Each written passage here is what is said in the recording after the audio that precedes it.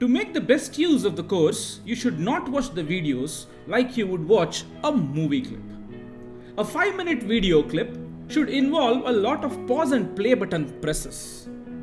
You should sit with a book and pen and try to figure out what is being said. Rewind button is a must at times too. So, we have started the chapter Let Us Count. We will now be moving ahead with a few motivational questions. As we proceed with the chapter, you will understand the relevance of these questions and examples. So, let's get started. Hey Simran. Hello. What are you doing? I'm shredding this paper. Oh, so you're going to tear it continuously until you can't tear anymore, is it? Yeah, that's what I'm going to do.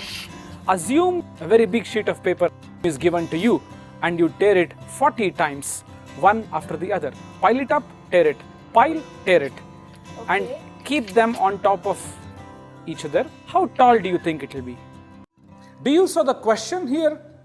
The question is, if you keep tearing a sheet of paper and keep piling it one on top of the other, after roughly 40 plus such attempts, and in case you can pile all the sheets one on top of the other, it will be enough for you to step on it and touch the moon.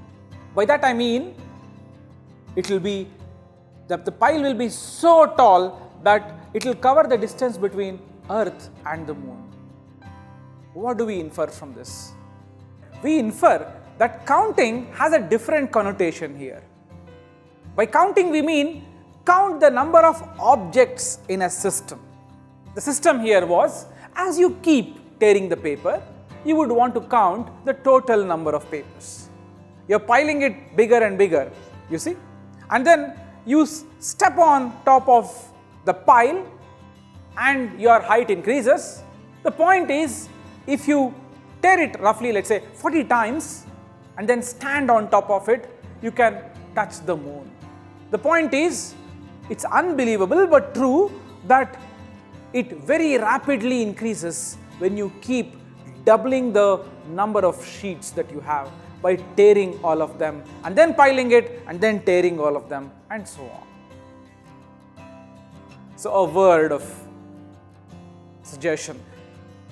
One should not take this example very seriously because you see it's practically not possible for one to tear a piece of paper beyond, let's say, 5 iterations. 1, 2, 3, 4, 5 and it gets very thick. You cannot in fact tear, and up to 40 times is theoretically possible.